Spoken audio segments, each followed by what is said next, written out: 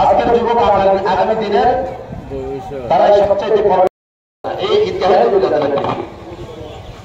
যুবকেরা দাঁড়িয়ে আছে পিছনে সাল্লাল্লাহু আলাইহি ওয়াসাল্লাম এই সাহাবীদেরকে দিয়েছেন সমস্ত দায়িত্ব।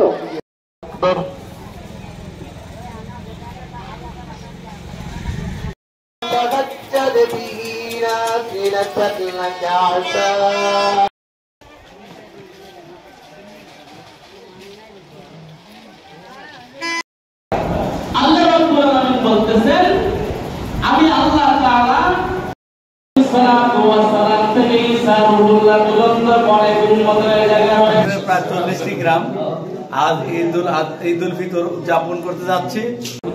সহানুভূতি, সহমর্মিতা এবং সৌহার্দ্যপূর্ণ পরিবেশে যাতে এই ঈদুল ফিতর